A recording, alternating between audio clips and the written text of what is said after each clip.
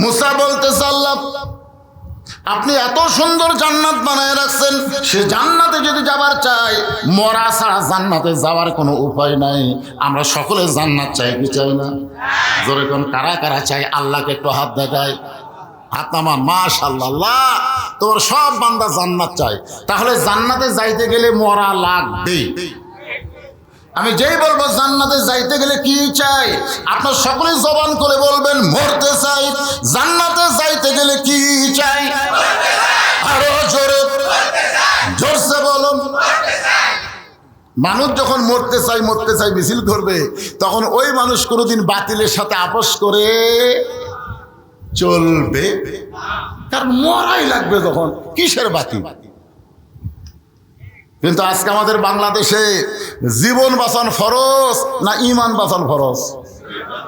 এই অন্তর থেকে কোনবারে দুই কান্দে দুটো ফেরেশতা আছে, দুজন আছে না নাই? ওরা কি ইয়ার কি মারার জন্য আছে না লেখার জন্য আছে? তোমার দুই কান্দে দুই মোহরি লিখিতেছেন ডায়েরি, দলিল দেখে রায় দিবে, টাকা পয়সার নাই কারবার, আমি পাপী তিনি জামিনদার। মনের ঘরে তালা দিয়া চাবি নিয়া আছেন সাই, আমি অধম শব্দ কি তার হুকুম ছাড়া বাইরে যাই, হুকুম ছাড়া বাইরে যাই। মনরে পারা পারে থাকলে তারা সঙ্গে নিও গাড়ি ভাড়া, জবাবদিহি করতে হবে কালেক্টর, আমি পাপী তিনি জামিনদার। সবাই বলেন আছেন আমার মুক্তার, আছেন আমার ব্যারিস্টার, সেই বিচারের হাইকোর্টেতে তিনি আমায় করবেন পার, আমি পাপী রাসূল জামিনদার। আল্লাহু আকবার। একটু অন্তর থেকে বলেন। মুখের কথাতে তো আমরা বিপদে পড়ে গেছি। মুখে যা কয় মনে তা কয় না। লিমা তাকুলু মা লা তাফালুন, এ হলো টাটকা মুনাফিক। জোরে কোন কি মুনাফিক? আমরা সকলেই যদি জান্নাতে যাবার চাই, মরা ছাড়া জান্নাতে যাওয়ার রাস্তা কোনটা কোন তো আছে? তো দোয়া যে করলেন রমজান মাসে, আল্লাহুম্মা ইন্না নাসালুকাল জান্নাতা ওয়া নাউযু বিকা মিনান নার, আল্লাহকে এই তোর দোয়া কবুল করছি, তুই জান্নাতে যা। তখন আপনি কবেন আল্লাহ জান্নাত যাবো তোরে কোন দিক দিয়ে? লাইলাতুল মেরাজে বর্তমানে যে বাইতুল মুকাদ্দাস নিয়ে মুসলমানদেরকে হত্যা করা হচ্ছে, ওই বাইতুল মুকাদ্দাসের ভিতরে আমাদের নবী 2 রাকাত নামাজের ইমামতি করেছে। জোরে কোন সুবহানাল্লাহ। এক সময় সাহাবীরা জিজ্ঞাসা করলেন ইয়া রাসূলুল্লাহ, দুইটাই আল্লাহর ঘর, বাইতুল্লাহ আর বাইতুল মুকাদ্দাস, এই দুইটার মধ্যে দাম বেশি কার? একটা হলো কাবা ঘর, একটা হলো বাইতুল মুকাদ্দাস, এই দুইটার মধ্যে দাম বেশি কার? আল্লাহ রাসূল বললেন একটার দাম বেশি আর একটার সম্মান বেশি। দাম বেশি হচ্ছে আল্লাহর ঘর কাবার, আর সম্মান হচ্ছে আল্লাহর ঘর বাইতুল মুকাদ্দাস। সম্মান হওয়ার কারণ হলো কাবা ঘরের মধ্যে সমস্ত নবী রাসূল ঢুকতে পারে না, ঘরটা খুব ছোট, এই ঘরের মধ্যে এত নবী রাসূল কেমনে ঢুকবে? কিন্তু বাইতুল মুকাদ্দাসের মধ্যে সমস্ত নবী রাসূলকে আল্লাহ ঢুকাই দিয়েছে। জোরে কর সুবহানাল্লাহ। জিবরাইল বললেন হুজুর আপনার পিছনে যারা ইক্তেদা করলো সব নবী রাসূল। আল্লাহ রাসূল বলেন আমি একটু তাদেরকে দেখবার চাই। সঙ্গে সঙ্গে জিবরাইলকে মেম্বরের ব্যবস্থা করলেন, ওই মেম্বরে নবী দাঁড়ায় সমস্ত নবী রাসূলের দিকে তাকায় আছেন। আল্লাহ রাসূল দেখতে পায় সমস্ত নবী রাসূলের চেহারা আলোকিত, কিন্তু একটা নবীর চেহারার কোনো আলো নাই। জোরে কান কি নাই? নবী বললেন সব নবীর চেহারা থেকে আলো আসে, ওই নবী কি করলো আলো নাই কেন? জিবরাইল বললেন হুজুর আপনি তাকে ডাকেন, মাইকের সাউন্ড নষ্ট হয়ে গেল। জিবরাইল বললেন হুজুর আপনি তাকে ডাকেন। এবার আল্লাহ নবী ডাকতে বললেন আপনার নাম কি? বলে আমার নাম ঈসা আলাইহিস সালাম। তাহলে সবার চেহারা থেকে আলো আসতেছে, আর আপনার চেহারার মধ্যে আলো না থাকার কারণ? ঈসা বলতেছে সমস্ত নবী রাসূল জান্নাত থেকে আপনার পিছনে এসে নামাজ পড়লো, কিন্তু আমি জান্নাত থেকে আসতে পারি নাই। আল্লাহ নবী বলেন ওগো ঈসা, সমস্ত নবী জান্নাত থেকে আসলে আপনি জান্নাত থেকে কেন আসতে পারলেন না? ঈসা বলতেছেন এখন পর্যন্ত আমার মৃত্যু হয় নাই, আমি না মরলে জান্নাতে কেমনে যাই? এ কথার দ্বারা বোঝা গেল জান্নাতে যাইতে গেলে মরা লাগ। কথা কন না কেন? মরা আপনাদের কাছে মৃত্যুই কঠিন মনে হচ্ছে জান্নাতের চাইতে? সবাই একটু এক বাক্যে সমস্যা বলবেন, জান্নাতে যাইতে গেলে কি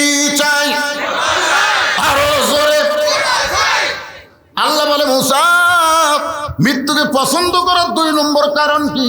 মুসা বলতেছে আল্লাহ মৃত্যুকে পছন্দ করার 2 নম্বর কারণ হলো আমার মৃত্যুটা কেবলমাত্র আপনার জন্যই আমি অক্ষ করেছি। এই কথার দ্বারা মুসা বুঝাইলেন মরবে কার জন্যে? আপনারা যারা বলতেছেন না কার জন্য মরবেন, শয়তানের জন্য, তাহলে জবান খুলে বলবেন মরবো কার জন্যে? আল্লাহর জন্য। কেউ যদি মরতে চায় আল্লাহর কুদরত মুখে হাসি ফুটে যায়। আল্লাহ বলে আমার জন্য যারা মরবে এদের মৃত্যুই হবে না, বরং এরা চির অমর হয়ে থাকবে। এটা আমার কথা না আল্লাহর কথা। আল্লাহ কোরআনে বলেন ওয়ালা তাকুলু লিমান ইউকতালু ফি সাবিলিল্লাহি আমওয়াতুন বাল আহইয়াউ ওয়ালাকিন লা তাশউরুন। আমি 2 জন ব্যক্তির নাম বলবো, একজন আল্লাহর জন্য মারা গেছে আর একজন এমনি এমনি মরছে। যিনি আল্লাহর জন্য জীবন দিয়েছেন তার নাম হলো হোসাইন, আর এমনি এমনি যে মরছে তার নাম হলো ইয়াজিদ। আপনার বলেন তো এই 2 জনের মধ্যে কে মরেননি? আরে বুঝবার পারেন না। আজও বাংলাদেশে হোসাইনের দল যারা করতেছে, বাতিলের সঙ্গে আপোষ না করে নিজের জীবন উৎসর্গ করতেছে, কিয়ামত পর্যন্ত আল্লাহ তাদেরকে অমর করে রাখবে। জোরে কোন কথা ঠিক কি না? ভাইজান, হোসেন রাদিয়াল্লাহকে হত্যা করার পরে ওই মাথাটা কিন্তু কারবালায় ছিল না, দেহ ছিল কারবালায়, কিন্তু মাথাটা কারবালায় ছিল না। ওই মাথাটা নিয়ে যাওয়া হলো দামেস্কে। কোথায়? দামেস্কে নিয়ে যাওয়া হলো। ওই সময় ইয়াজিদ ক্ষমতার চেয়ারে বসেছিল। ইয়াজিদের সামনে যখন হোসেন রাদিয়াল্লাহর মাথাটা হাজির করা হয়, ইয়াজিদের হাতে একটা লাঠি ছিল, লাঠি। ওই লাঠিটা হোসেনের মুখের মধ্যে ঢুকায় বলে হোসেন খালি জেদ করার কারণে আজ তুমি শেষ হয়ে গেলে। দেখো তুমি কোথায় আর আমি কোথায়, শুধু জেদ করার কারণে আজ তুমি শেষ হয়ে গেলে। দেহ এক জায়গাত, মাথা এক জায়গাত, আর আমি ইয়াজিদ সিংহাসনে বসে আছি। তুমি কোথায় আর আমি কোথায়, তুমি শেষ। সমস্ত সাহাবীরা ইয়াজিদের সামনে, যত সাহাবী ছিল, যত মুসলমান ছিল, সবাই মাথা নিচু করে বসে আছে। ইয়াজিদ এমন কিছু করতেছে, মুখের মধ্যে লাঠি ঢুকায় দিয়া তিরস্কারমূলক কথা বলতেছে, তাও মুসলমানেরা মাথা তুলা ইয়াজিদের বিরুদ্ধে কিছুই বলতে পারতেছে না, কারণ বললেই মাথা যাবে। ইমানের গুরুত্ব না দিয়া মানুষ যখন জীবনের গুরুত্ব দেয় তখন বাতিল মাথা ছাড়া দেয়। জোরে কোন কথা ঠিক কথা বল না কেন? আজকে বাংলাদেশে মুসলমানেরা ইমানের চাইতে জীবনের গুরুত্ব বেশি দিছে, বাঁচার চেষ্টায় ব্যস্ত হচ্ছে। যতই চেষ্টা করেন আপনি বাঁচতে পারবেন না, আপনার মরা লাগবে। যারা আল্লাহর জন্য মরতে চায় না তারা শিয়াল কুত্তার মতন মরবে। জোরে কোন কথা ঠিক না? আপনি একজন মুসলমানের বাচ্চা হয়ে শিয়াল কুত্তার মতন মরবেন? দেখেন ইয়াজিদ বারবার যখন তিরস্কার করতেছে, প্রত্যেকটা মুসলমান মাথা নিচু করে বসে আছে, লোকমা দেওয়ার কেউ নাই। কেন? ইয়াজিদ যে রাষ্ট্র চালায় নিজের ইচ্ছায়, আল্লাহর আইন দিয়ে যদি রাষ্ট্র চালাতো তাহলে লোকমা দেওয়ার মুসলমান থাকতো। যখন কোনো মানুষ নিজের ইচ্ছায় রাষ্ট্র চালায়, ওই মানুষের ভুল ধরলে তার বিপদ হয়ে যাবে। ধরে কোন কথা ঠিক কিনা? আর আল্লাহর আইন দিয়ে যখন রাষ্ট্র চালায়, অর্ধ পৃথিবীর খলিফা হযরত ওমর জুমার দিনে যখন খুতবা দিচ্ছেন, এমন সময় মাঝখান থেকে এক মুসল্লি দাঁড়িয়ে বলতেছে আমিরাল মুমিনিন, আপনার খুতবা শুনবো না। ওমর ফারুক বলেন আমার অপরাধ কি? বলে আপনার অপরাধ হলো আমাদেরকে খাটো পাঞ্জাবি দিয়ে আপনি লম্বা জুব্বা পরে খুতবা দেন। আমাদেরকে খাটো পাঞ্জাবি দিয়ে আপনি লম্বা জুব্বা কোথায় পেলেন? এটা না বলা পর্যন্ত আপনার খুতবা আমরা শুনবো না। বাংলাদেশের মতন ৯৬টা দেশের খলিফা, সুবহানাল্লাহ, আর সেই লোকটা জুব্বা একটু লম্বা কাপড় দিছে, খুতবা বন্ধ করে দিছে। এর নাম হলো লোকমা দেওয়া। ধরে কোন কি দেওয়া? ওমর ফারুক তো বলতে পারতেন এটা কে রে, রোয়াজের দিকে না তাকায় আমার জুব্বা দেখলো না। এ কথা হযরত ওমর কয়নি, কারণ সবাই খাটো, তিনি লম্বা, লোকমা দেওয়া ঠিক আছে। ওমরের চোখ দিয়ে যখন দরদর করে পানি পড়তেছে, এমন সময় 6 লক্ষ হাদিসের হাফেজ আব্দুল্লাহ ইবনে ওমর বাবার পাশে দাঁড়ায় বলতেছে, রে নবীর সাহাবীরা, তোমরা খাটো পাঞ্জাবি হলেও নতুন কাপড় পরে আজকে জুমার নামাজ পড়তেছো, কিন্তু আমার পরনে দেখো নতুন কোনো কাপড় নাই। ওসমান গনি বলতেছে, আব্দুল্লাহ, আজকে জুমার দিনে সবাই নতুন কাপড় পরছে, অথচ তুমি পুরাতন কাপড় পরে কেন মসজিদে? আব্দুল্লাহ বলতেছে, আমি যদি নতুন কাপড় পরতাম তাহলে আমার বাবার জুব্বা লম্বা হতো না। দুনিয়ার সবাই যখন ঘুমায় গেছে তখন এই মানুষটা এই যে আজ লম্বা জুব্বা পরে খুতবা দিচ্ছে আর তোমরা খুতবা আটকে দিলে, এই মানুষটা ইয়েতিমের মতন আমার ঘরের দরজায় গভীর রাত আমার ঘরের দরজায় গিয়ে বলতেছে, আব্দুল্লাহ রে, একটু দরজা খুলে দে বাবা। আমি আব্দুল্লাহ দরজা খুলে দেখি আমার বাবা নতুন একটা পাঞ্জাবি নিয়ে দাঁড়ায় আছে। আমি বললাম, বাবা, বাইতুল মাল থেকে একটা পাঞ্জাবি আমার দিল, আপনি গভীর রাত্রে আর একটা দিবার আইছেন। নেতার বেটা তো কি কম, একটা আমাক দিছে আর একটা আপনি দিবার আইছেন। ওমর ফারুক কোরআন থেকে তেলাওয়াত করলেন, ইন্নাল্লাহা ইয়ামুরুকুম আন তুআদ্দুল আমানাতি ইলা আহলিহা ওয়া ইযা হাকামতুম বাইনান নাস আন তাহকুমু বিল আদল। জোরে কোন সুবহানাল্লাহ। 6 বছর ধরে আম বাগানে চাষ করছে, জ্যৈষ্ঠ মাসে দেখবার গেছে আম পাকছে কিনা। বাগানের মালিক গিয়ে দেখে ছোট্ট একটা বাচ্চা গাছের ঢালে বসে পাকা আম পাড়তেছে। বাগানের মালিক কয়, আমি খাইনি, পরিবারের কেউ খাইনি, আর তুই আমার কাছে তোর আম পাড়তেছিস, তোর বাপকে যা বিচার দেবো রে, তোর বাপক যা বিচার দেবো। ছেলে খালি মুসকি মুসকি হাসে। বাগানের মালিক বলে, হাসিস কেন? বলে, আমার বাবা কোথায় খুঁজবা যাবেন, আমার বাবাও তো আর এক গাছের চড়ছে। তাকায় দেখো আর বাপ খালি আম পাড়ে আর বস্তা ভরায়। গাছের নিচে বসে কান্দে আর বলে, আল্লাহ, বিচার দেবো কার কাছে? বেটাও চোর, বাপও চোর। আজকে বাংলাদেশের বিচারের অবস্থা এমন হয়ে গেছে। জোরে তোর কথা ঠিক না? কার কাছে বিচার দিবেন? মুরগি চোরাক মেম্বরের কাছে নিয়ে যাচ্ছেন, মেম্বর গম চুরি করে, চাউল চুরি করে। জোরে কোন কথা ঠিক কি না? চোর কোনোদিন চোরের বিচার করতে পারে না। আব্দুল্লাহ বলতেছে, বাবা, তাহলে গভীর রাত্রে এই পাঞ্জাবি নিয়ে আমার দরজায়। ওমর ফারুক বলে, আব্দুল্লাহ রে, এই পাঞ্জাবিটা বাইতুল মাল থেকে আমার জন্য বাজেট করেছে, আমি পরে দেখি পাঞ্জাবিটা খাটো। আগামীকাল জুমার দিনে এই খাটো পাঞ্জাবি পরে আমি যদি খুতবা দেই তাহলে বলতো তোর কেমন লাগবে? আব্দুল্লাহ আফসোস করে বলে, বাবা, তাহলে আপনি পুনরায় বলেন, লম্বা একটা জুব্বা যেন আপনাকে ব্যবস্থা করে। ওমর ফারুক বলে, বাইতুল মালের কাছে আর আমি যাব না, আমি তোর কাছে আইছি বেচা। তোর পাঞ্জাবিটা যদি আমারে দান করে দেস আর তোর টামারটা মিলে আমি একটু লম্বা জুব্বা পরে খুতবা দিবার চাই। আমি আমার বাবাকে আমার অংশ দান করেছি। সারা রাত ধরে বাবা তার কাপড় আমার কাপড় একত্র করে লম্বা জুব্বা বানায় এখন খুতবা দেয়। এখন বলো, খুতবা শোনা যায় কি না যায়? সমস্ত মুসলমান কান্দার বলে, আল্লাহ, তোমার কোরআন যে যখন রাষ্ট্র চলবে এমন মহান ব্যক্তিদেরকে নেতার আসনে দেখা যাবে। সুবহানাল্লাহ। আর মানুষের তৈরি আইন দিয়ে যখন সমাজ চলবে চোর বাটপারদেরকে দেখা যাবে। কথা কন না কেন? লোকমার দরকার আছে না নাই? কিন্তু না, সব মাথা সবাই কান দিচ্ছে, বুঝেছেন না? হোসেনের আফসোসে কান দিচ্ছে, কিন্তু মাথা তুলে, কারণ জীবন বাঁচান ফরজ যায়। মাথা তুলে খালি তাকালি এজিদ কবি ধর, কেউ আর মাথা তুলতেছে না। সবাই জীবন বাঁচানো ফরজ মনে করে, ইমাম যা হয় হোক। সবাই যখন মাথা নিচু করে বসে আছে, এমন সময় 80 বছর একজন বুড়ো মানুষ লাঠিতে ভর দিয়ে দাঁড়ায় গেছে। জোরে কোন সুবহানাল্লাহ। দাঁড়াইছে। বসা থাকা যাবে না, দাঁড়ান লাগবে। অন্যায় অপকর্ম দেখলে আর বসে থাকার সুযোগ নাই, সব মুসলমানকে দাঁড়াতে হবে। জোরে কোন কথা ঠিক? আমরা এত দুর্বল হয়ে গেছি, সারাদিন আক্কেলপুর বাজারে বাজার করি আর নামাজের সময় মসজিদে গেলে চেয়ারত বসি। জোরে কোন কথা ঠিক? ফেরেশতাকে আল্লাহ আর কান্তের ফেরেশতা, এই শয়তান সারাদিন ঘুরলো, 10 কেজি ব্যাগ নিয়ে বাড়ির থেকে বাজার থেকে বাড়িতে গেল, আমার বসা লাগলো না। আর তোমার ঘরতে সে চেয়ারত বসলো। আজ জিজ্ঞাসা করেন, কে ভাই চেয়ারত বসলেন কেন? শরীরে বল পাই না বাবা, শরীরে বল। ও তুই হাট বাজারত বল পাস, মসজিদের মধ্যে ঢুকলেই দুর্বল হয়ে যায়। আপনি জানেন, জামাত পড়া যেমন ওয়াজিব, কাতার সোজা করা হলো তার চাইতে বড় ওয়াজিব। জোরে কোন কথা ঠিক? সাহাবীরা বললেন, হুজুর কাতার কেমনে সোজা করব?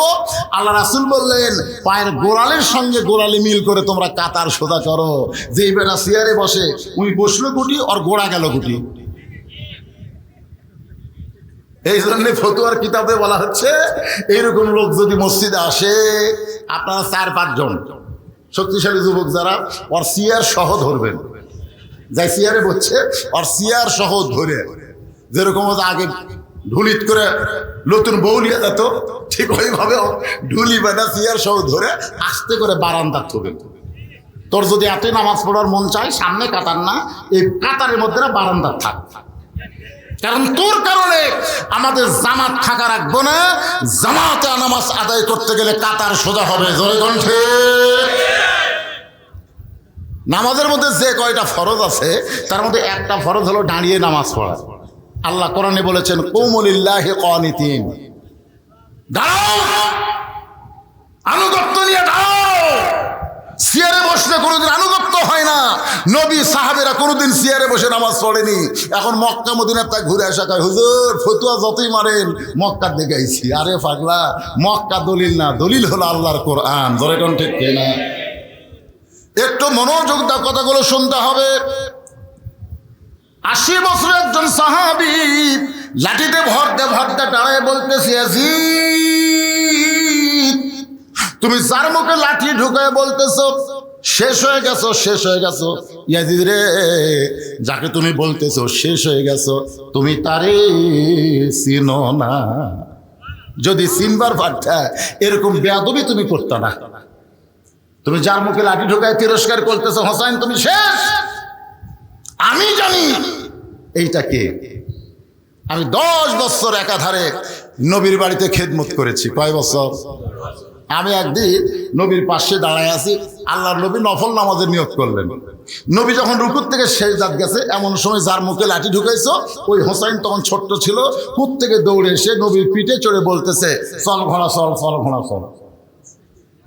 আমি দৌড়ে গিয়ে হোসাইনকে নবীর পিঠ থেকে নামাবার চাই, কিন্তু আল্লাহ নবী নামাজ পড়া অবস্থায় হাতের ইশারা করলেন নামাজ না। কিন্তু যখন হোসাইন নবীর পিঠে থাকার পরে এক সময় বলতেছে, যে ঘোড়া চলে না এই ঘোড়ার পিঠে বসে আমি থাকবো না। এবারে ছোট্ট হোসেন রাগ করে যখন চলে যায়, এক সময় নবী নামাজ শেষ করে যখন সালাম ফেরায়, আমি বললাম, ইয়া রাসূলুল্লাহ, হোসেন বেয়াদবি করতেছিল আপনার পিঠে চড়ে, চল ঘোড়া চল, চল ঘোড়া চল। আমি তখন হোসেনকে পিঠ থেকে নামাবার চাইলাম, অথচ আপনি ইশারা করলেন নামাজ না, কারণ কি? রাসূল বলে, আনাস, আনাস রে, আমি হোসেনকে পিঠ থেকে নামাবার চাইছিলাম, কিন্তু নামাজের মালিক আল্লাহ ডাকল, হাবিব, আপনার পিঠে চড়ে যেই বাচ্চা ঘোড়া ঘোড়া খেলতেছে, আমি আল্লাহ তাকে এতই ভালোবাসি, যতক্ষণ আপনার পিঠে বসে থাকবে আপনি তাকে পিঠ থেকে নামাবেন না। যে হোসাইন নানার পিঠে চড়ে চল ঘোড়া চল, চল ঘোড়া চল বলে, নানা যাকে আদর করে মুখের চুমা খায়, আর তুমি সেই মুখের মধ্যে লাঠি ঢুকায় বলতেছো হোসাইন তুমি শেষ, শেষ। সাহাবীরা নবীর ওয়াজ শুনতেছে, পাগলের মতন নবী যখন কথা বলে সাহাবীরা অন্তরের খাতায় সেটা নোট করে। জোরে কোন সুবহানাল্লাহ। পাগলের মতন যখন আলোচনা শুনতেছে, এমন সময় হোসাইন দূর থেকে বলতেছে, নানু ভাই, সারাদিন খালি সাহাবীর নিয়ে থাকবা, আমাকে নিবা না? আমি একটু তোমার কাছে যাবার চাই। 1 নম্বর সাহাবী আবু বকর বলতেছে, হুযায়ফা যাও কাটটা। ওই যদি এখন নবীর কাছে আসে, নবী তো লাঠি নিয়ে ব্যস্ত হয়ে যাবে, আমাদের কথা আর মনে থাকবে না, কারণ নবী নাতিকে এত ভালোবাসে। আবু বকরের কথা মতো হুযায়ফাতুল ইয়ামিন এক দৌড়ে গিয়ে হোসেনকে বুকের মধ্যে নিয়ে বলে, হোসাইন, এখন তুমি নানার কাছে যাইও না, কারণ তোমার নানা এত দামি দামি ওয়াজ করতেছে আর সাহাবীরা পাগলের মতন ওয়াজ শুনতেছে, এখন নানার কাছে যাইও না। সঙ্গে সঙ্গে হোসেন চিল্লায় বলে, রে নানার সাহাবীরা, আমার নানাকে চিনো বলে আমাকে নানার কাছে যাবার দিচ্ছ না। আজকে শুনে নাও, যেই না নানার ওয়াজ শুনতে তোমরা পাগল, ওই নানার চাইতে আমি কোনো অংশে ছোট না। যেই কইছে কোন অংশে ছোট না, সঙ্গে সঙ্গে ওই সাহাবীদের মধ্যে একজন ওয়াজ শুনতেছিল, তার নাম হলো আলী। ধরে কেন তার নাম কি? রাসূল বলেছে, আনা মাদিনাতুল ইলমে ওয়া আলিউ বাবুহা, আমি হচ্ছে ইলমের শহর, আলী হচ্ছে সেই শহরের দরওয়াজা। তাহলে কেমন শ্রোতা চিন্তা করেন। কিন্তু এই কথা শোনার পরে আলী আর বসে থাকলেন না, এক দৌড়ে এসে হুযায়ফার কোল থেকে হাসানকে কায়দা নিয়ে বলতেছে, এই পুচকা, কার সঙ্গে তুলনা করিস? ওরাফানা লাকা যিকরাক, যাকে আল্লাহ তাআলা সবার উপরে সম্মান দান করেছে, জোরে কান সুবহানাল্লাহ। আর তুই বলিস এই নানার চাইতে আমি কোন অংশে ছোট না? এ মুখ দিয়ে কি আজে বাজে কথা বলিস? এই বলে মুখের উপরে এত ঠাসি মারছে, নিচের দাঁত উপরে লক পেটে গেছে। এক সময় হযরত আলী যখন হোসেনের মুখ থেকে হাতটা টান দেয়, সঙ্গে সঙ্গে হোসেন বলে, রে নানার সাহাবীরা, আগে আমি একজন সাহাবীর কোলে ছিলাম, এবার আমার বাবার কোল থেকে বলতেছি ওই নানার চাইতে আমি অনেক বড়। যেই বলছে নানার চাইতে বড়, ওই সাহাবীদের মধ্যে একজন শ্রোতা, যার নাম হলো হযরত উমর। ধরে কার নাম কি? উমর চিৎকার করে বলে, আলী রে, আমার নবীর সঙ্গে বেয়াদবি সহ্য করতে পারবো না, তোমার হোসেনকে তুমি সামাল দাও। সঙ্গে সঙ্গে আলী যখন হোসেনকে নিয়ে যাবার চায়, এমন সময় আল্লাহর নবী দাঁড়িয়ে বললেন, রে আলী, আমার কলিজাকে আমার কাছ থেকে আলাদা করিস না। বলতেছেন আমার নাতিকে, আল্লাহ রাসূল বলতেছে আমার কলিজাকে আমার কাছ থেকে আলাদা করিস না। সঙ্গে সঙ্গে হযরত আলী যখন হোসেনকে ছাইড়া দেয়, হোসেন এক দৌড়ে এসে নবীর বুকে ঝাঁপ দেয়, বলে, না না, আমি আমার জীবনের চাইতে আপনাকে বেশি ভালোবাসি। না না, আপনার ওই সাহাবী আপনার কাছে আশীর্বাদ দেয়নি, এ কারণে রাগ করে বলছি নানার চাইতে ছোট না। কিন্তু আমার বাপ কি কাম করলো দেখেন, দেখেন লক পেটে রক্ত বের করে দিছে, রাগ করে বলছি নানার চাইতে অনেক বড়। আল্লাহ রাসূল মুসকে মুসকে হাসে আর কয়, এ কথাটা তুমি একলাই বলো, আমি যখন একলা থাকবো তখন বলো। এতগুলো সাহাবীর মধ্যে বলেছো, উমর তো যে খেপা খেচ্ছে, তুমি কেমনে বললা নানার চাইতে অনেক বড়? হোসেন বলতেছে হিসাব করে। ওমর কয়, হোসেন কি হিসাব আছে? হিসাব ছাড়া হোসেন কথা বলেন। ওমর বলে, হোসেন তোমার মতো ছোট্ট বাচ্চা কি হিসাব জানো? হোসেন বলে, না না, তোমার আমার মধ্যে কথা হয়, ই মাথা মারে কে? আল্লাহ রাসূল বললেন, এজলিস ইয়া ওমর, ওমর তুমি বসো, আমি একটু হিসাব শুনবো। হোসেন বলে, না না, এক নম্বর হিসাব হলো তোমার মা আর আমার মা। বলো তো না, বলো এই দুইজনের মধ্যে কার মা বড়? নবীর চোখে দরদর করে পানি পড়তেছে। নবীর মা আমিনা জান্নাত পাবে কি পাবে না সেই গ্যারান্টি নাই, আর হোসেনের মা ফাতেমা শুধু জান্নাত পাবে না, জান্নাতি নারীদের নেত্রী হবে। আমার মায়েরা যারা পর্দার অন্তরালে বসে ওয়াজ শুনতেছেন, মা, প্রত্যেক জুমার দিনে সানি খুতবা ইমাম সাহেব মুসল্লিদের সামনে উচ্চারণ করে, সাইদুল আহলুল জান্নাত, সাইয়্যিদাতুন নিসাই আহলুল জান্নাত ফাতেমাতুজ জোহরা, জান্নাতি নারীদের নেত্রী হবে। সেই মেয়েটার নাম হইল জোরে কোন ফাতেমাতুজ জোহরা। আমার মায়েরা শোনেন, নবী মাঝে মধ্যে ফাতেমার ঘরে এসে বলতেন, ফাতেমা, তুই নবীর মেয়ে হওয়ার কারণে জান্নাতে যাবি, এইটা কখনোই মনে করিস না। তোর বাবা বিশ্ব নবী, এই কারণে আল্লাহ তোরে জান্নাত দিবে। ফাতেমা বলে, বাবা, তাহলে আল্লাহ আমাকে কেমনে জান্নাত দিবে? রাসূল বললেন, জান্নাতে যদি যাবার চাও তাহলে আমল করে জান্নাতে যাওয়া লাগবে। ফাতেমা বলে, বাবা কি আমল? রাসূল বললেন, 4টা। কয় আমল? 4টা আমল করা লাগবে। 1 নম্বর নামাজ, 2 নম্বর রোজা, 3 নম্বর স্বামীর কথা মতো চলা, 4 নম্বর সতীত্বের হেফাজত পর্দা করা। রাসূল বলেন, ফাতেমা, ওই 3টা আমল যদি কম বেশি হয় আল্লাহ মাফ করে দিবে, কিন্তু পর্দার আমল কম বেশি করা যাবে না, এটা পুরোপুরি মানা লাগবে। জয়কান কথা ঠিক কিনা? আমাদের বাংলাদেশে মেয়েরা পর্দা মানে না, পুরোপুরি মানে বাঁচা থাকতে না, মরার পরে 5 কাপড় দেয়, খাটনিটা পর্যন্ত চাদর দিয়ে ঢাকা রাখে। হ্যাঁ, ফেরেশতারা ঘুরতেছে আর বলতেছে, আল্লাহ, মেয়ে মানুষ বাঁচা থাকতে গোটা আমুট্ট গ্রাম ঘুরছে, পাড়ার সব মরদক চিনে, কিন্তু মরার পরে 5 কাপড় দিয়ে চাদর দিয়ে খাটনি ঢাকছে কেন? আল্লাহ বলছে, ফেরেশতা, ওই দেশের নাম বাংলাদেশ রে, ওই দেশ বাঁচতে মানে না রে, মরার পরে মানে রে, মরার পরে মানে। আমার মায়েদের বলতেছি, নামাজ যদি একটু কম হয়, রোজা যদি ঠিকমতো রাখতে নাও পারেন, স্বামীর সবগুলো কথা যদি নাও শোনেন, পর্দার ব্যাপারে কোনো ছাড়াছাড়ি নাই। ধরে কোন কথা ঠিক কিনা? হ্যাঁ, পর্দা। মেয়েদের পর্দা হলো 1 নম্বর আমল। আমার মায়েরা যারা পর্দার অন্তরে বসে আছেন, আল্লাহ আপনাদের জন্য হুকুম করেছেন ওয়াকরনা ফি বুয়ুতিকুন্না ওয়ালা তাবাররাজনা তাবাররুজাল জাহিলিয়াতিল উলা। আল্লাহু আকবার। মেয়েরা ঘরের মধ্যে থাকো, ঘরের পরিবেশ নিয়ে রাস্তায় আসো। জাহেলি যুগের মেয়েদের মতন সাজুগুজু করে রাস্তায় চলা চলবে না। এই হুকুম কার? আরো জোরে বল, হুকুম কার? আমার মায়েদের বলবো, মা, আল্লাহর আইন পর্দাকে আপনারা গ্রহণ করেন। পর্দার মধ্যে যদি থাকেন, আল্লাহ আপনার পেট থেকে এমন একটা সন্তান দিবে, ওই সন্তান আল্লাহর ওলি হবে। পর্দা নিশি মায়ের পেট থেকে যেই সন্তানগুলো আল্লাহর ইসলামী আন্দোলনের সৈনিক হবে, বেপর্দা নারীর পেট থেকে যারা আসবে তারা কোরআনের সৈনিক হতে পারবে না। ধরে কোন ঠিক কিনা?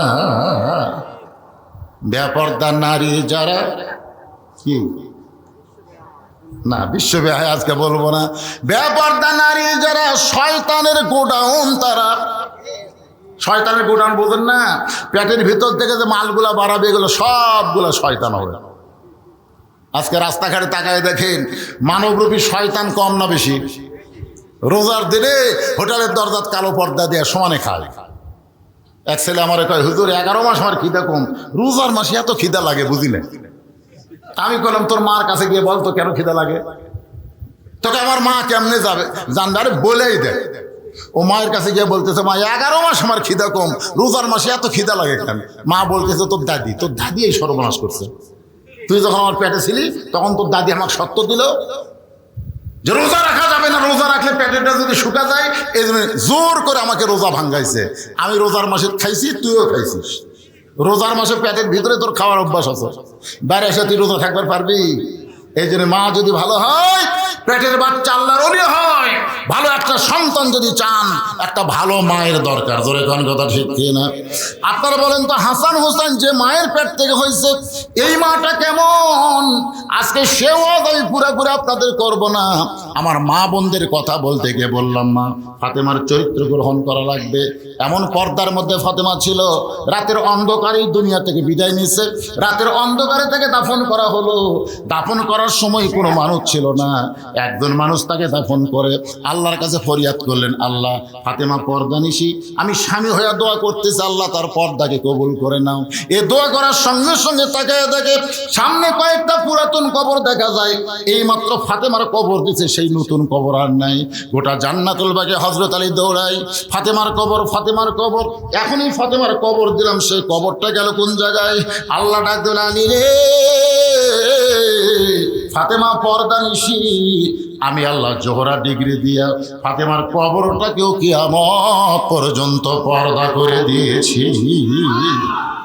এখন মায়েরা যদি ফাতেমার সঙ্গে জান্নাতে যাবার চায়, তাহলে পর্দার দরকার আছে না নাই? দরকার আছে না নাই?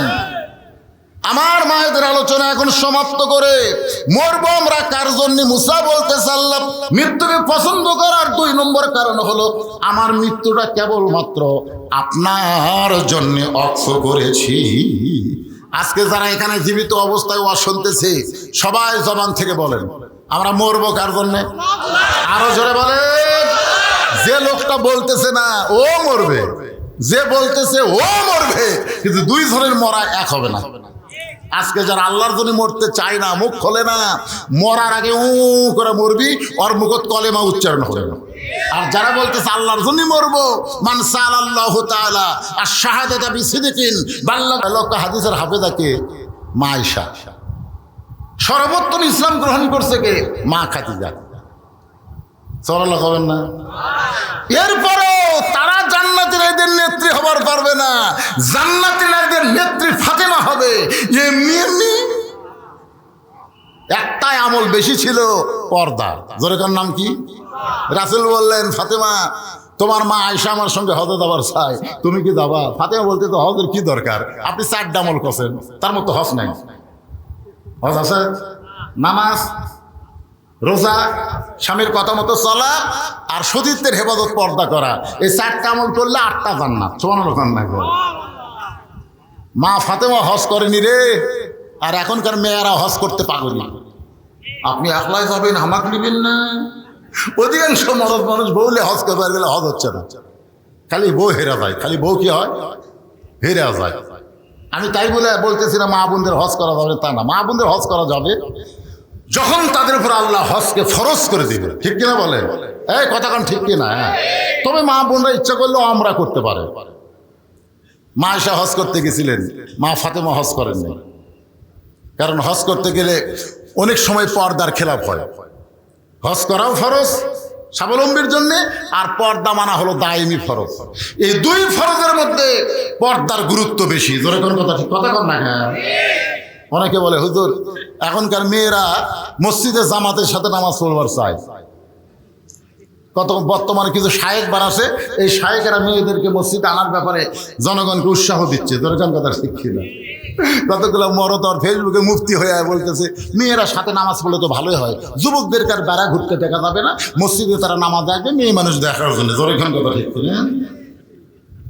আজকের মাহফিলে কিন্তু অনেক মেয়েরা আইছে, সব মেয়েরা কেউ আসর বাড়াইছে, অনেক মেয়েরা এসে যুবকদের মিস কল দিছে আজকে ওয়াজের নামে আমরা কিছু একটা কর্ম। ধরে কোন কথা ঠিক কিনা? তাই রে ওয়াজ শুনবার আইসা তারা সবচাইতে খারাপই করতেছে, কোনো বডিগার্ড নাই, কোনো গার্ড নাই। একটু মনোযোগ দিয়ে শুনবেন। আল্লাহ রাসূল বলে হোসাইন আমার মায়ের চাইতে তোমার মা ফাতেমা আল্লাহর কাছে কোটি কোটি গুণ বড়। হোসেন বলে না না, আমার 2 নম্বর হিসাব হলো আপনার বাবা আর আমার বাবা, এই দুইজনের মধ্যে কার বাবা বড়? আল্লাহ রাসূল কান্দারে বলে হোসাইন আমার বাবা আব্দুল্লাহ জান্নাত পাবে কি পাবে না এই গ্যারান্টি আমি নবী দিবার পারবো না, আর তোমার বাবা আলী শুধু জান্নাত পাবে না, এই দুনিয়াতে 10 জনকে জান্নাতের সার্টিফিকেট দেওয়া হয়েছে, তার মধ্যে 4 নম্বর হলো তোমার বাবা। আমার বাবার চাইতে তোমার বাবা আল্লাহর কাছে কোটি কোটি গুণ বড়। হোসেন বলে না না, আমার 3 নম্বর হিসাব হলো তোমার নানা আর আমার নানা, এই দুইজনের মধ্যে কার নানা বড়? সঙ্গে সঙ্গে হযরত ওমর দৌড়ে এসে ওই হোসেনকে বুকের মধ্যে নিয়ে বলে হোসেন রে আমি মূর্খ মানুষ বলে বেয়াদবি করছি, কিন্তু আলী তো জ্ঞানী হইয়া তোমার মুখে ঠাসি মারলো কেন? আলী রে এই মহান মুখে তুই কেন ঠাসি মারলি?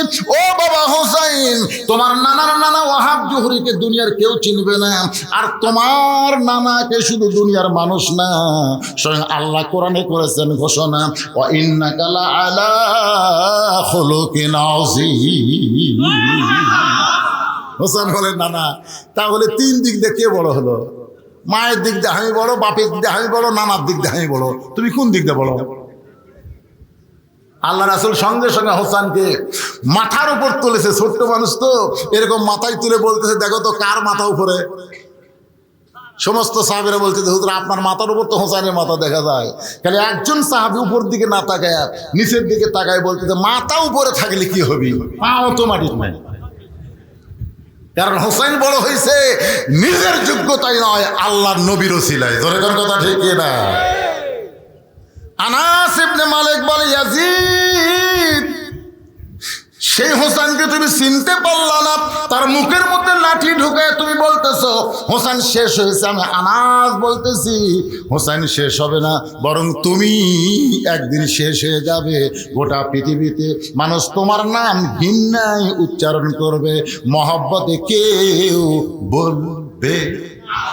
আমার এলাকার এক হিন্দু আকাশ ওর বেটা ঘামাক দিয়ে বলতেছে মামা দোয়া করেন, হিন্দুরাও কিন্তু আমার কাছে দোয়া চায়।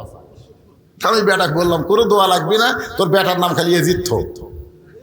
ওই আমার কলতায় কারেলে বলেন মামা আমি হিন্দু হতে পারি কিন্তু অভিশপ্ত নাম আমার সন্তানের থব না। দেখছেন একটা হিন্দু পর্যন্ত ইয়াজিদকে অভিশাপ দেয়। ধরে কথা কন না হ্যাঁ, অথচ গোটা এলাকা খুঁজে দেখেন প্রত্যেক পাড়ায় পাড়ায় হোসাইন আছে না নাই? ধরে কেন আছে না? না হ্যাঁ, তাহলে কে মরল? হোসেন মরল। আজও বাংলাদেশে ক্ষমতার চেয়ার পাইয়ে হোসেনের দলদেরকে হত্যা করে তোমরা মনে করতেছো কি হলু রে, একদিন তোমরাও দুনিয়া ছাড়বে, পৃথিবীর মানুষ ঘৃণা করে তোমাদের নাম উচ্চারণ করবে। ধরে কোন কথা ঠিক না? এজন্য মরাই যখন লাগবে মরবো কার জন্য? আল্লাহ বলেছেন আমার জন্য যারা জীবন দিবে তাদেরকে তোমরা মৃত্যু বলো না, আমি আল্লাহ বলতেছি জীবিত। আল্লাহ ডাকতে বলে মুসা রে, মৃত্যুকে পছন্দ করার 3 নম্বর কারণ কি? কয় কারণ? 1 নম্বর কারণ হলো না মরলে জান্নাতে যাওয়া যাবে। 2 নম্বর কারণ হলো মরবো কার জন্যে? আপনারা কি বিরক্ত হচ্ছেন? এই মাঝে মধ্যে যে উঠলো কেন, ওই একটা উঠলো একটা উঠতেছে, তার মানে ওরা বসার জায়গা পাচ্ছে না। না আপনার এখন তো 5 লাখ বসতি না, ঘন ঘন নাই। এই ঘনের মধ্যে থেকে যদি কেউ উঠে যায় কি বিরক্ত রে ভাই। না যারকে পেশাব ঘন ঘন হয় তারা সাইডে বসেন, মাঝখানে বসলেন কেন? আল্লাহর কোরআন অনুনাজ্জিলু মিনাল কোরআনি মা হুয়া শিফাউ ওয়া রাহমাতুল লিল মুমিনিন। আল্লাহ বলেছেন কোরআনের মহব্বত কলিজার মধ্যে নেওয়া শোন, কোরআনের ওসিলায় পেশাব জাতীয় যত ব্যারাম আছে আল্লাহ ভালো করে দিবে। যেরকম ঠিক না? আপনি কি কবার চান? কোরআনের পাওয়ার কম না বেশি?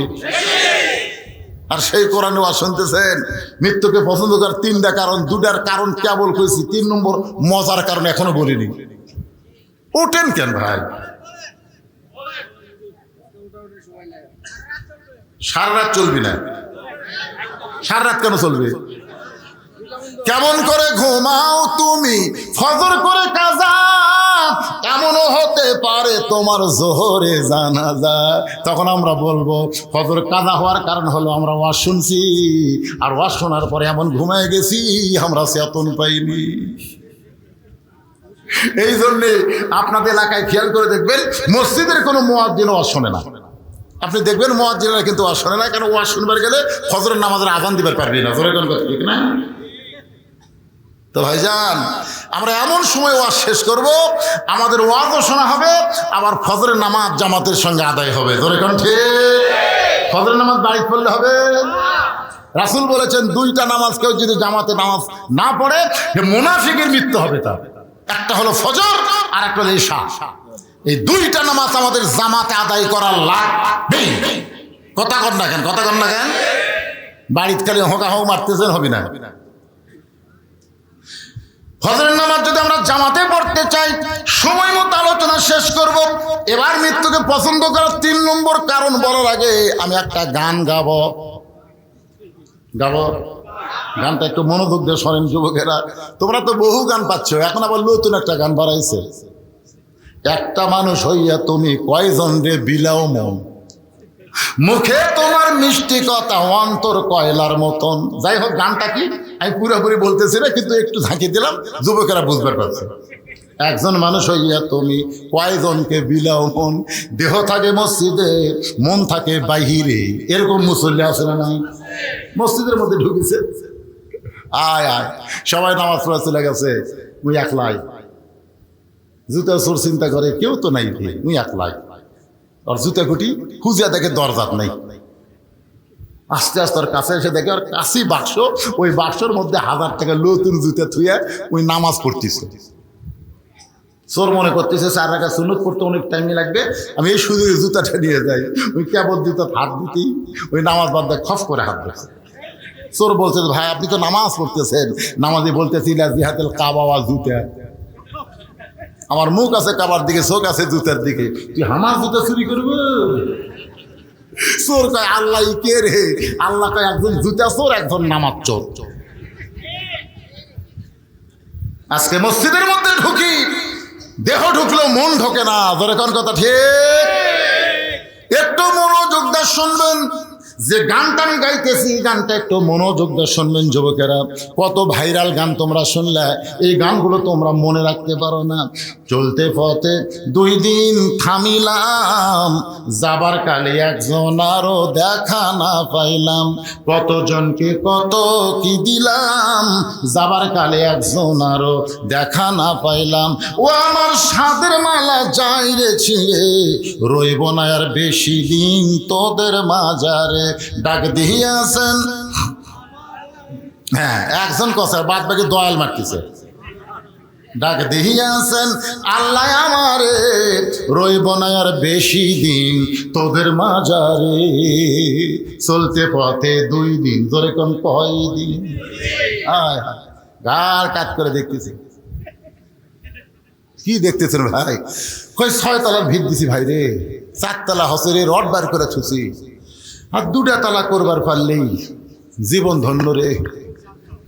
2 কান্দের ফেরেশতাকে আল্লাহ এই শালার কান্দর থাকবো না, আর কান্দর থেকে কি লাভ না, ওই দুনিয়ার বাড়ি দেখতেছে, একবার নিচের দিকে তাকায় না, যখন অল্প সময়ের মধ্যে কবরে যাওয়া লাগবে, তোর এখন কথা ঠিক না? এমন আযাব দিবে রে ভাই কবরের ওই মাটিতে, গলা ফেটে রক্ত ঝরবে চিৎকারের ওই চোটেতে, কিন্তু যেদিন ডাক পড়িবে কবর মাঝে যাইতে, জোগাড় কিছু করছো বন্ধু তার মাঝে বিছাইতে। যে কোনো সময় আমাদের সামনে মৃত্যু আছে না নাই? সামনে না পিছনে? কথা কয় না। খুব মনে করতেছেন আমি মৃত্যুকে ড্যাঙ্গায় সামনে যাবো।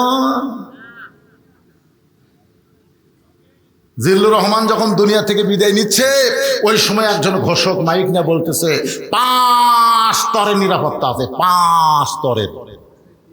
আর্মি, বিজিবি, পুলিশ, আনসার বাহিনী, তোমরা কি প্রস্তুত? আমি যেই বাড়িতে ছিলাম ওই বাড়িও কিন্তু মুক্তিযোদ্ধার বাড়ি, ঠিক কিনা? তখন এরকম রাইফেল তুলে ঠাস ঠাস করে ফাঁকা গুলি করতেছে। মুনকির নাকির বলতেছে আল্লাহ যে হারে নিরাপত্তা দেওয়া শুরু হলো, আমরা কি ফেরত যাবো? আপনারা কি মনে করতেছেন মুনকির নাকির ফেরত যাবে? কি করবে? মুনকির নাকির কবরের মধ্যে গিয়ে 3টা প্রশ্ন করবে। একটু মনোযোগ দিয়ে শুনুন। মুসা বলতেছে আল্লাহ মৃত্যুকে পছন্দ করার 3 নম্বর কারণ এইটা আমাদের সকলকেই পছন্দ করা লাগবে। যতই বাড়ি করেন গাড়ি করেন এগুলো রাইখাই কিন্তু আমাদের যাওয়া লাগবে। ধরে কোন ঠিক কিনা ভাই? গভীর রাত্রে নবী চেতন পাইছে, রাসূল তাকায় দেখে তার বিবি খাদিজাতুল কুবরা পাগলের মতন কাঁদতেছে। আল্লাহ নবী বলে খাদিজা আমি নবী ঘুমাই, দুনিয়ার সব মানুষ ঘুম পাড়ে, অথচ আপনি গভীর রাত্রে এমন করে কাঁদেন। খাদিজা বলতেছে রাসূল আল্লাহ যে কোনো সময় আমার মৃত্যু হবে, আমি যে কোনো সময় মরে যাব হুজুর, মরার পরে যে অন্ধকার কবরে আমাকে রাখা আসবে, আপনি বলেছেন সর্বশেষে যেই ব্যক্তি কবরে যাবে কবরের ঘরে তাকে 50,000 বছর থাকা লাগবে। যে ঘরে দরজা নাই, জানলা নাই, কারেন্ট নাই, বাতি নাই, ফ্যান নেই, ওই মাটির অন্ধকার কবরে আমি খাদিজা 50,000 বছর কেমনে থাকবো? এই চিন্তা করার কারণে আমার চোখে ঘুম ধরে না, আমি পাগলের মতন কাঁদতেছি। সঙ্গে সঙ্গে খাদিজা নবীর কপালে চুম্বন দিয়ে বলে খাদিজা ওই আল্লাহর শপথ করে বলতেছি ঈমান গ্রহণ করার পরে আপনি আল্লাহর সঙ্গে যে সম্পর্ক গড়ে তুলেছেন, আল্লাহ আপনার কবরকে জান্নাত বানায়া দিবে। কি বুঝলেন? কি বুঝলেন?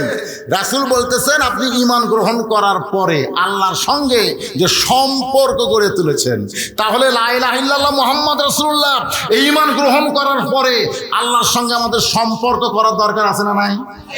কি দিয়া সম্পর্ক করবেন? এই নামাজিরা কবরে যখন যাবেন মুনকির নাকির এসে জিজ্ঞাসা করবে মান রব্বুকা, তোমার রব কে? আপনার কোয়া লাগবে, আপনি আরামে ঘুম পাড়বেন, আপনার নামাজ দাঁড়িয়ে যাবে। মুনকির নাকিরকে বলবে এই মুনকির নাকির কাকে রব সম্পর্কে প্রশ্ন করতেছ?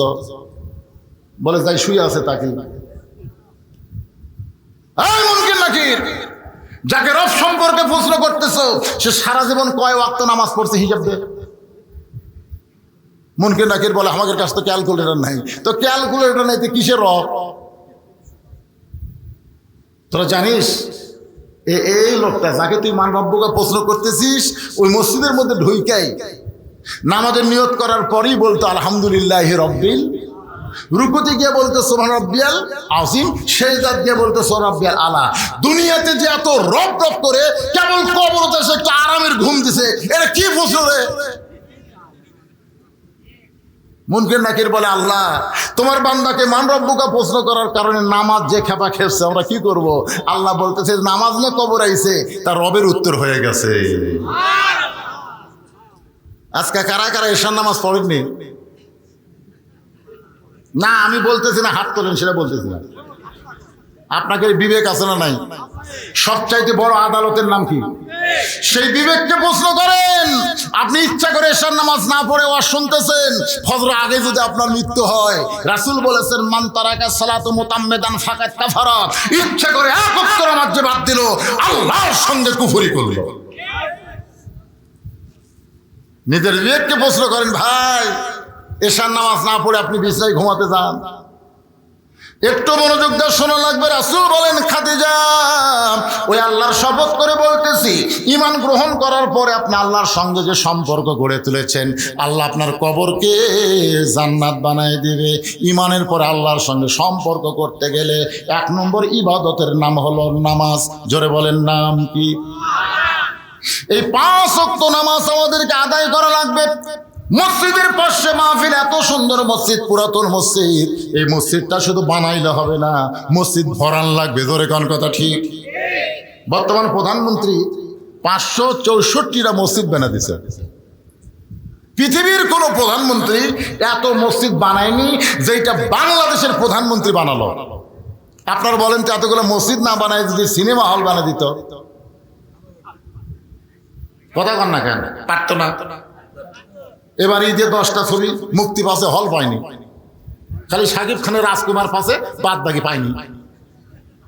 আগে 600টা হল ছিল, আর এখন হলের সংখ্যা মাত্র 90টা। আস্তে আস্তে সিনেমা হল ভাঙ্গা মানুষ মার্কেট বানাচ্ছে, মানুষ মসজিদ বানাইছে। আমি শুনলাম নরসিংপুর এক সিনেমা হল এখন মাদ্রাসা বানাচ্ছে। এক সময় সিনেমা হতো, আজকে সেখানে মাদ্রাসা হচ্ছে। তার মানে কি বুঝতেছেন?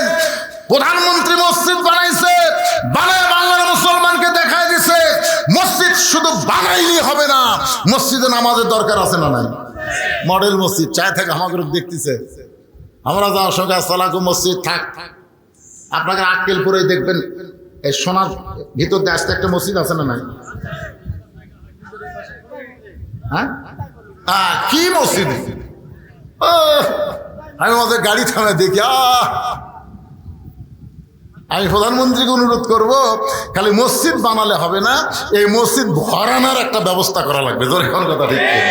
আল্লাহ কোরআনে বলেছে আল্লাযীনা ইম্মাক্কান্নাহুম ফিল আরদ, মুসলমানের মধ্যে কাউকে যখন ক্ষমতা দেওয়া হবে, মুসলমানের মধ্যে কেউ যদি প্রধানমন্ত্রী হয়, তার 1 নম্বর দায়িত্ব হলো পদ্মা সেতু নির্মাণ করা, 1 নম্বর দায়িত্ব হলো 564টা মসজিদ করা, 1 নম্বর দায়িত্ব হলো 8 রাস্তা ওসার করা, ফুল লাইন রাস্তা করা। এগুলো একটাও 1 নম্বর দায়িত্ব না। 1 নম্বর দায়িত্ব হলো আকামুস সালাত, নামাজ কায়েম করা। আজকে প্রধানমন্ত্রী যদি ঘোষণা করে এত সুন্দর মডেল মসজিদ বানানো হয়েছে, আজান দেওয়ার পরে মুসলমান দাবি করে, অথচ মসজিদের মধ্যে ঢোকে না, ওই জালেমদেরকে ধরো, ওদের পাছার কাপড় খুলে 5টা করে বাড়ি মারো। আপনারা বলেন তো সবচাইতে বড় জালেমকে? আজান শোনার পরে মুসলমান দাবি করে, নামাজ পড়ে না, এর চাইতে বড় জালেম আর দুনিয়াতে নাই। পুলিশদেরকে বলতেছে, ওই আজান দেওয়ার সময় যারা বাহিরে ঘুরতেছে ধরে পাছার উপর 5টা করে বাড়ি বসাও। আজকে আমি পুলিশ ভাইকে বলবো, আলেমদেরকে না ধরে জালিমদের ধরেন। উল্টা হয়ে গেছে, উল্টা হয়ে গেছে। জালিমদের না ধরে আলেমদের ধরতেছে। আপনি কি মনে করতেছেন খালি সরকারে আইন করে দেখুন 5টা করে বাড়ি বসালে মুয়াজ্জিন আজান দেওয়া লাগবে? আজানের আগেই খালি ঘড়ি দেখবি। আমি সরকার প্রধানকে বলবো, শুধু মসজিদ বানালে হবে না, আল্লাহর সঙ্গে সম্পর্ক গড়াইতে গেলে আমাদের যুবকদেরকে নামাজ আদায় করা লাগবে। হয়তো বলতেছেন হুজুর যুবক বয়সে কেন? আর নামাজ এমন একটা ইবাদত ভাইজান, এইটা সব বয়সে হয় না। নামাজটা ধরতে হবে 7 বছর থেকে তালিম, আর 10 বছর থেকে জোর করে। এই নামাজটা যদি আদায় করতে পারেন, সম্পর্ক হবে কার সাথে? রাসূল বলে খাদিজা, ওই আল্লাহর শপথ করে বলতেছি, ঈমান গ্রহণ করার পরে আল্লাহর সঙ্গে সম্পর্ক করেছেন, আল্লাহ আপনার কবরকে জান্নাত বানায়া দিবে।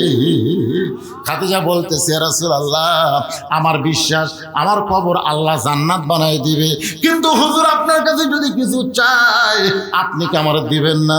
রাসূল বলে, খাদিজা নাউজুবিল্লাহ, 3 বার বলো নাউজুবিল্লাহ, নাউজুবিল্লাহ, নাউজুবিল্লাহ। নবী বুঝাই দিলেন, কেউ যদি কিছু পাবার চাও আল্লাহ ছাড়া নবীর কাছেও চাওয়া চলবে।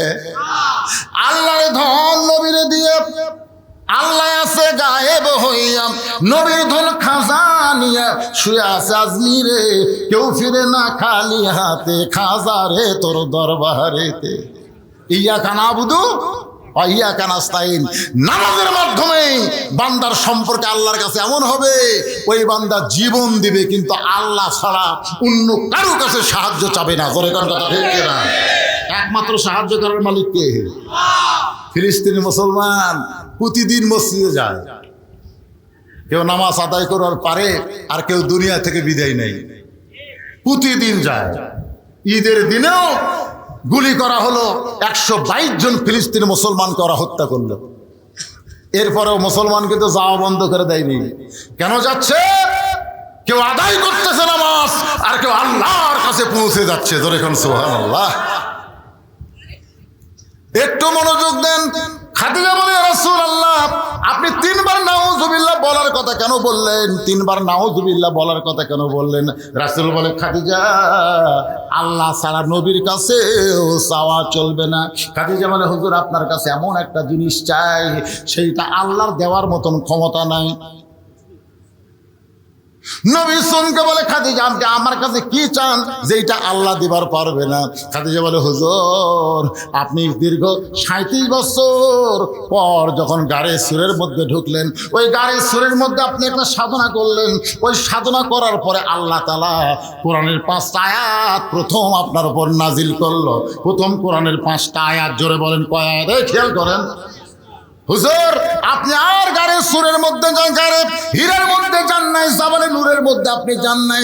আপনি আসার পরে আমি খেয়াল করে দেখলাম আপনি পরনের যে জুব্বাটা, যেই জুব্বা পরা অবস্থায় ফেরেশতা জিবরাইল আপনার সঙ্গে কোলাকুলি করছে, যেই জুব্বা পরা অবস্থায় আল্লাহ তাআলা আপনার উপর কোরআনের আয়াত নাজিল করছে, ওই জুব্বাটা আপনি যত্ন করে রাইখা দিয়েছেন। আমার মনে বড় আশা, আমি মরে যাওয়ার পর এই জুব্বাটা আমার কাফনের কাপড় দিয়া দিবেন। ওই জুব্বাটা যদি কাফনের কাপড় পায়, আমার বিশ্বাস কবরের কোনো আযাব এই খাদিজার দেহ স্পর্শ করবে না।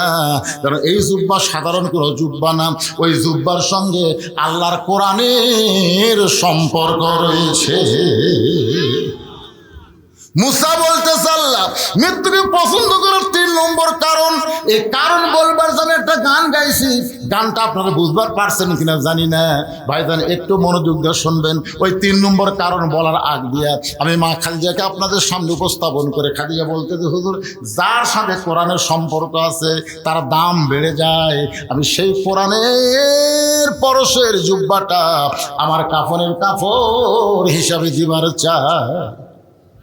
আপনারা বলেন তো, এই কোরআনের সম্পর্ক যার সাথে তার দাম কম না বেশি? বেশি। একই কাছের কাঠ দিয়ে 3টা জিনিস বানাচ্ছে, একটা হলো খাট, একটা সোফা আর একটা রেহাল। আপনারা বলেন তো 3টার মধ্যে দাম বেশি কার? রেহালের। আপনার যদি বলা হয় ভাই ওই খাটটা দিয়ে রেহালটা নাও তো,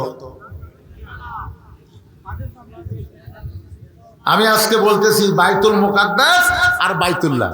রাসূল বললেন বাইতুল্লাহর দাম বেশি আর বাইতুল মুকাদ্দাসের সম্মান বেশি। বাইতুল্লাহ আব্রাহা বাদশা ধ্বংস করে বেড়াইছিল, আবাবিল পাখি দিয়ে আল্লাহ সাইজ করে দিছে। আর বাইতুল মুকাদ্দাস ইহুদিরা দখল করবার চায়, এ পর্যন্ত আল্লাহ আবাবিল পাখি পাঠায়নি, 32,000 ফিলিস্তিনকে তারা হত্যা করেছে। ধরে কথা কন না কেন? বর্তমান প্রধানমন্ত্রী পর্যন্ত আফসোস করেছে, ওরা শিশু বাচ্চাদেরকে টার্গেট করে হত্যা করতেছে। কারণ ফিলিস্তিনের এক মা বলেছে, পৃথিবীর অনেক মায়েরা সন্তান জন্ম দেয় আর আমরা কোনো সন্তান জন্ম দেই না, আমরা একটা মুজাহিদের জন্ম দেই। ধরে কোন সুবহানাল্লাহ। এই কথা বলার পর থেকেই ইহুদিরা টার্গেট করছে এই বাচ্চাগুলো সাইজ করা লাগবে। প্রায় 20,000-এর মতন ছোট বাচ্চাদেরকে তারা হত্যা করছে। ওই বাচ্চারাই হবে সৈনিক। আর আমাদের বাচ্চাগুলো সব মোবাইল দিয়ে ভাত খায়, মোবাইল ছাড়া কান্না বন্ধ হয় না। জোরে কথা কর না। আমাদের গুলো মাল হচ্ছে মাল। এরা বড় হলে কি হবে আল্লাহ ভালো জানে। কি 7 বছর থেকে নামাজের তালিম দেওয়া লাগবে। রাজি আছেন? কতক্ষণ রাজি আছেন? 10 বছর থেকে জোর করে নামাজ ধরান লাগবে। আপনি যদি আপনার সন্তানকে নামাজ ধরাবার পারেন, ওর হাতে যতই 4G 5G মোবাইল দেন, ওই কোনোদিন অশ্লীল ভিডিও দেখবে না। দরজা বন্ধ করে দেখবার চাইলে ইমান বলবে, পাগলা তোর বাপ মা ঘুমালে কি হবে, আল্লাহ ঘুমায়নি রে। কি করতেছে? একমাত্র নামাজই পারে মানুষকে যাবতীয় খারাপি থেকে বাঁচাই দিতে। তাই আমাদের যুবকগুলোকে নামাজি বানানোর দরকার আছে না নাই? দরকার আছে না নাই? প্রধানমন্ত্রীকে আমি ধন্যবাদ দিব যে শুধু মসজিদ বানান না, মসজিদে মুসল্লি ভরার একটা আইন করার দরকার আছে। আইন করলে সবই হয়। করোনা যখন আইছিল আমরা সারা জীবন ওয়াজ করছি, 3 জায়গায় ফাঁক রাখা যাবে না, তার মধ্যে একটা হলো কাতারে কোনো ফাঁক রাখা যাবে না। আমি সারা জীবন ওয়াজ করলাম ফাঁক বন্ধের। এক চৌকিদার এসে বলছে, ভাই মসজিদে 5 ওয়াক্ত নামাজ 10 জনের বেশি ঢোকা নিষেধ, জুমার দিনে 12 জনের উপর চলবে না। পরের জুম্মায় দেখি রং লিয়ে আসে 2 হাত পর পর দাগ দিয়ে দিচ্ছে। আমি বললাম, চৌকিদার সাহেব কি করেন? বলে, হুজুর ফাঁক ফাঁক করে নামাজ পড়া লাগবে। সারা জীবন ওয়াজ করলাম ফাঁক বন্ধ করো, আর করোনা এসে ফাঁক করে দিল। আমি যদি বলি ভাই ফাঁক বন্ধ করেন, না হুজুর মরবো নাকি? আপনি বলেন তো মারার মালিককে? মারার মালিককে। কিন্তু করোনা এসে বোঝা গেল যে আল্লাহর কোনো পাওয়ার নাই, সব পাওয়ার হলো করোনা। সেই সময় কিন্তু প্রাইমারি বন্ধ ছিল, কিন্তু হাফেজি মাদ্রাসা একটাও বন্ধ ছিল না। আপনারা জানেন করোনার সময় প্রাইমারি কি কথা কন না কেন, প্রাইমারি বন্ধ, হাফেজি মাদ্রাসা চলো। ওই সময় অনেক ছোট ছোট বাচ্চাদেরকে আমার মাদ্রাসায় ভর্তি করে দিল। আমি বাবাদেরকে বললাম, খবর কি? বলে, প্রাইমারি কোন দিন খুলবে হুজুর জানি না, এরা তো শয়তান হয়ে যাচ্ছে, এই জন্য আপনার মাদ্রাসা ভর্তি করে দিলাম। একে একে 37 জন ছাত্র যখন ভর্তি হলো, একদিন আমি ছাত্রদের নিয়ে মসজিদে দোয়া করলাম, আল্লাহ এই করোনা আরো 3 বছর থাকে। সবাই বলে, হুজুর এই দোয়া খেন। বলে, করোনা যত থাকবে সব প্রাইমারি বন্ধ হবে, মাদ্রাসাগুলো চালু হবে। জোরে খাওয়ার কথা ঠিক কিনা? এই যে এবার ভোটে ফেল করছে হাসানুল হক ইনু, নাম শুনছেন? উনি প্রধানমন্ত্রীকে বললেন যে প্রাইমারির ছোট ছোট বাচ্চা করোনা হওয়ার কারণে যদি বন্ধ হয়ে যায়, হাফেজি মাদ্রাসাও বন্ধ করা দরকার, কারণ ওখানে তো ছোট ছোট বাচ্চারা পড়ে। প্রধানমন্ত্রী বললেন, প্রাইমারি হলো নাপাক আর হাফেজি মাদ্রাসা হলো পাক। পাককে কোনোদিন করোনা ধরে না, করোনা ধরে নাপাকদেরকে। জোরে কোন কথা ঠিক কিনা? সেদিন থেকে হাসানুল ইনু আর মিনন এরা 2 জন নাস্তিক অনুবীক্ষণ যন্ত্র নিয়ে খোঁজা শুরু করলো। কোন হাফেজি মাদ্রাসা একটু দেখলে একটা ছাত্র মরে, সেটাই প্রধানমন্ত্রীর সামনে তুলে ধরবে। কিন্তু আল্লাহর কি কাম, গোটা বাংলাদেশের কোন মাদ্রাসার একটা বাচ্চা করোনা হয়ে মারা যায়নি। ধরে কোনো কথা ঠিক কিনা? কারণ কি? কারণ হলো আপনি সকালবেলা গিয়ে দেখবেন ওরা পেশাব করতেছে, আপনি দেখেন না কেন? পেশাব করবার দেয় কি কাজ? কে রে বাবা এত কাশিস কেন? পেশাব নিংড়াই হুজুর। না কাশলে পেশাব নিংড়িবি? পানি খরচ করে উজু করে, উজু করলে কেন? আল্লাহর কোরআন সব পড়ি হুজুর, পবিত্র না হলে কোরআন ধরা যাবে? ছোট ছোট বাচ্চারা পেশাব করে পানি লাই, উজু করে আল্লাহর কোরআন হাতে নিচ্ছে, সুবহানাল্লাহ, কোরআনের সাথে সম্পর্ক করতেছে। আর প্রাইমারির গুলা পিঠের ওপর ব্যাগলা খাড়া হয়ে পেশাব করতেছে। আমি বললাম, কে রে পাগলা, বস রে বস, বসে থাকে পেশাব কর, খাড়াও করিস। কোন ক্লাসে পড়িস? তুই পড়িস? চাচা তো কেমনে পেশাব করা লাগে তোর স্যার শিখাইনি? বসে থাকে খর। চাচাকে যে কি কর, প্রাইমারি পেশাবখানা যায় দেখি আমার স্যারই খাড়া পেশাব করে। চাচা আমার স্যারই করে। এখন আপনি বলেন, আপনার মাসুম বাচ্চাকে আপনি আকডুম বাকডুমের সাথে সম্পর্ক করবেন না আল্লাহর কোরআনের সঙ্গে সম্পর্ক রাখবেন?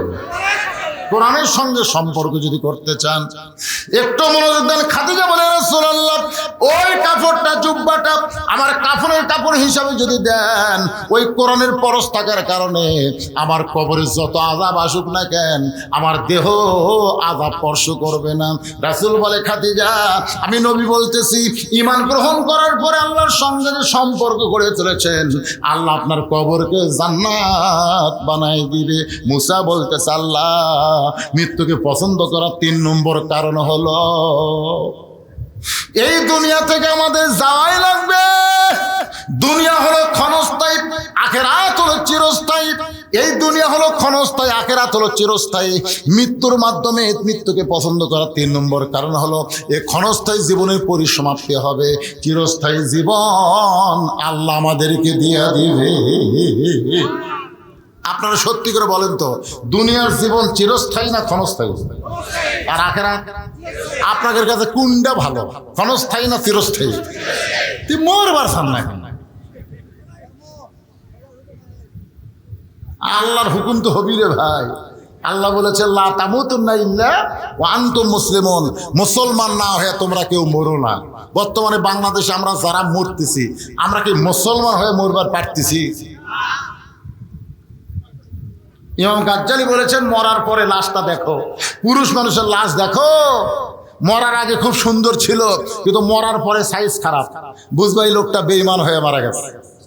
মরার আগে চেহারা খারাপ ছিল, দেখতে কালো ছিল, কিন্তু মরার পরে চেহারা আলোকিত হয়ে গেল, বুঝবা ওই লোকটা ঈমানের সাথে মৃত্যুবরণ করেছে।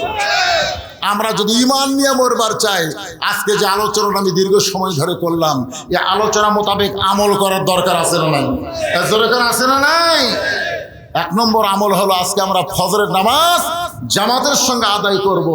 এশার নামাজ কে পড়েননি, কে পড়ছেন আমি হাত তুলতে বলি নাই, কিন্তু আজকে আলোচনা শোনার পরে ফজরের নামাজ কারা কারা পড়বেন না, কারা কারা ফজর পড়বেন না, ভালো করে শুনেন, কারা কারা ফজর পড়বেন না তারা একটা হাত তোলেন।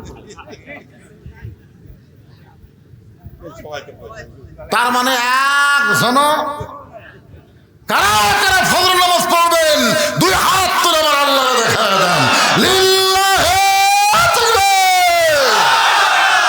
হাত নামান। আমাকে এখানে বলেছে, হুজুর এখানে আপনার কোনো কালেকশনের দরকার নেই, তার মানে এইটা কোনো কালেকশনের মাহফিল নয়, এখানে হচ্ছে মুসল্লি কালেকশন। আপনারা বলেন তো, সে হারে ফজর নামাজ পড়ার জন্য হাত তুলছেন, কিরে এটা ঝাঁকির মাথা তুলছেন নাকি? এই ছেলেরা, এই কি খবর? লিমা তাকুলু মা লা তাফালুন। আপনার মুখের কথার সাথে কর্মের যদি মিল না হয়, টাটকা মুনাফিক। আমরা ফজরের নামাজ জামাত আদায় করার জন্যেই বক্তাকে 10টায়, 10:30টায়, 11টায় তুলে দেওয়া হয় নাই, 9:30টায় মঞ্চ আনা হয়েছে যে আমরা এমনভাবে শুনবো এবং শেষ করে মোনাজাত করে বাড়িতে গিয়ে ঘুম পাড়বো, ফজরের নামাজ জামাতের সঙ্গে আদায় করব। এখন বাজতেছে রাত 11:30টা। আল্লাহ আমাদের সবাইকে ফজরের নামাজ জামাত আদায় করার তৌফিক দান করুক, সকলে বলেন আল্লাহুম্মা আমিন। যারা কষ্ট করে মেহনত করে হাজার হাজার টাকা খরচ করে আজকের এই জান্নাতের বাগান লাগাই দিছে, তাদের জন্য দোয়া করার দরকার আছে না নাই? যুবকদের জন্য দোয়া করার দরকার আছে না নাই? মাননীয় মেয়র সাহেবের জন্য দোয়া করার দরকার আছে না নাই? সবার জন্য আমরা সবাই দোয়া করব। ফিলিস্তিনি মুসলমানের জন্য দোয়া করার দরকার আছে না নাই? বৃষ্টি হচ্ছে না, তীব্র গরম, এত গরম, অনেক গাছের আমের মুকুল ধরলো, সেই মুকুল শুকা সব ঝরে গেল। জোরে করে কথা ঠিক? আজকে লিচু নাই, আম নাই, তরমুজ তো প্রথম দিকে 100 টাকা করে লাগছিল। জোরে কোন ঠিক কিনা ভাই? আমি এক মাহফিলে বললাম যে এরা পচনশীল খাবার, আপনারা খালি 7 দিন তরমুজ কিনা বন্ধ করেন, এমনি দাম কমে যাবে। জোরে কোন ঠিক কিনা? আমার এই ওয়াজটা এত ভাইরাল হলো, রমজান মাসে ওয়াজ, সবাই কে 7 দিন খাবো না রে, কি হবে? কেউ আর তরমুজ কিনবার যায় না, পচন শুরু হয়ে গেল গরমে। তরমুজের দাম এক ধাপে 100 থেকে 30 আসলো। জোরে কোন ঠিক কিনা? আমাদের বাংলাদেশে কতগুলো অসাধু ব্যবসায়ী সময় মতো তারা দাম বাড়ায়, আবার গরমের কারণে তরমুজের দাম কিন্তু বাড়তিছে। তোর এখন কথা ঠিক কিনা? কত এই আবার 60 গেছে। এই যে তীব্র তাপদাহ চলতেছে, আমি আবার দেখলাম যে মে মাস থেকে নাকি আরো তাপ বাড়বে। আপনারা কোনদিন শুনছেন বাংলাদেশে 44 ডিগ্রি তাপমাত্রা শুনছেন? হায় হায় রে, আজকে দুবাই বন্যা হলো আর বাংলাদেশে পানি হয় না। পানি হওয়ার জন্য দোয়া করার দরকার আছে না নাই? আরে ভাই, মাঝখান থেকে উঠেন কেন রে ভাই? এখন দোয়ার জন্য আমরা মহতাজ হবো আল্লাহর কাছে। এই সময় ওঠেন কেন? সবাই ইস্তেগফার পড়েন, আস্তাগফিরুল্লাহাল্লাযী লা ইলাহা ইল্লা হুয়াল হাইয়ুল কাইয়ুম ওয়া তুবু ইলাইহি। জি কি হবে? আরে শোনেন, এই যে ওয়াজ শোনা, আবু জেহেল সারা রাত শুনছে। আপনারা কি আবু জেহেল গ্রুপ হবেন? আবু বকর সারা রাত শোনেনি, যেটুকু শুনছে সামিনা ও তাআনা ওইটা আবার গ্রহণ করছে। বুঝছেন? ফজরের নামাজ পড়ে রাসূল তাকায় দেখে সমস্ত সাহাবীর চোখ সাদা, একটা সাহাবীর চোখ লাল। আল্লাহ রাসূল বললেন, সবার চোখ সাদা, তোমার চোখ লাল কেন? তখন বলে, হুজুর আমি এশার নামাজ পড়ে বিছনাত গেছিলাম, আল্লাহুম্মা বিইসমিকা আমুতু আহইয়া, এই দোয়া পড়ার সাথে সাথে মৃত্যু আমার এমন স্মরণে হলো যে আমি যদি ঘুমিয়ে যাই আর এই ঘুমের মধ্যে যদি মরে যাই, এই জন্য আমি আর ঘুমাতে পারি না হুজুর। সারা রাত আমি কোরআন শরীফ পড়ছি, সারা রাত আমি তওবা তাসবিহ করছি, নামাজ পড়ছি, কান্নাকাটি করার কারণে আমার চোখ দুইটা রক্তের মতন লাল হয়ে গেছে। বেলাল যখন আযান দিল আমি আবার মসজিদে আসলাম। এই কথা শোনার পরে রাসূল বললেন, নাউজুবিল্লাহ নাউজুবিল্লাহ নাউজুবিল্লাহ। সাহাবীরা বললেন, হুজুর যেই লোকটার ঘুম না পাইরা সারা রাত কান্নাকাটি করছে, কোরআন শরীফ পড়ছে, নফল ইবাদত করছে, তওবা করছে, আর আপনি নাউজুবিল্লাহ বললেন? রাসূল বললেন, মা ইয়ান্তিকু আনিল হাওয়া ইন হুয়া ইল্লা ওয়াহয়ুন ইউহা। এই নতুন ইসলাম তুমি কোথায় পেলে? আমি নবী এশার নামাজ পড়ার পরে বাড়িতে যাই আমার বউ নিয়ে ঘুম পাড়ি। আমি নবী বউ বুকের মধ্যে নিয়ে ঘুম পাড়ি। তোর বউ নাই? তোকে আমার বউ আছে। তো তুই যখন সারা রাত কান্নাকাটি করলি, তোর বউ কি করলো? হুজুর দুইবার আমার বউ এসে বললে ঘুমাই একসাথে। এই কিসের ঘুম রে? মার কথা খেয়াল হয়ে গেছে, আমার ঘুম আছে নাকি? রাসূল বললেন, আমি বউলিয়া ঘুম পাড়ি আর তুই সারা রাত কান্দিস। এই নতুন ইসলাম কোথায় পারি বল? আপনার বলেন, এশার নামাজের পরে কি ঘুম পড়া দরকার আছে না নাই? সাহাবীরা বললেন, হুজুর তাড়াতাড়ি ঘুমানোর কারণ? রাসূল বললেন, তাহাজ্জুদের মহব্বত আর ফজরের জামাত। তাহাজ্জুদের মহব্বত, তাহাজ্জুদ কোনো নামাজ না, 5 ওয়াক্ত নামাজ পড়ার পরে আল্লাহর মহব্বত যখন কলিজার মধ্যে জারি হয়ে যায়, ওই ব্যক্তি তাহাজ্জুদের নামাজ ধরে। ধরে কোন কথা? হে এখন রাসূল বললেন, তাহাজ্জুদের মহব্বত, ফজরের জামাত। কেউ যদি এশার নামাজ জামাত আদায় করে, ফজরের নামাজ জামাত ধরে, সারা রাত ঘুম পারলে ইবাদতের সমান সওয়াব আল্লাহ দিয়ে দিবে। তাহলে ঘুমানোর কথা ইসলামে আছে না নাই? আমি নবী বলে ঘুম পাড়ি আর তুই সারা রাত কান্দিস। তা আপনারা যা শুনছেন আলহামদুলিল্লাহ। রাত 12টা কি আর 1টা কি, যেটুকু শুনছেন এইটুকু আমাদের আমল করার দরকার আছে না নাই? দরকার আছে না? হ্যাঁ, আমাদের আমল করা লাগবে ভাইজান। এই যারা বলতেছে না 12টা 1টা পর্যন্ত, খুঁজলে দেখেন ওর মসজিদও দেখা যায় না। আপনি খুঁজে দেখেন এই সকল লোক ওয়াজ শোনার পটু, কিন্তু আমল করার পটু না। খুব গুরুত্ব দেওয়া লাগবে। ইচ্ছা করলে আমাকে 10:30 দিবার পারতো, কমিটির লোকেরা পারতো না।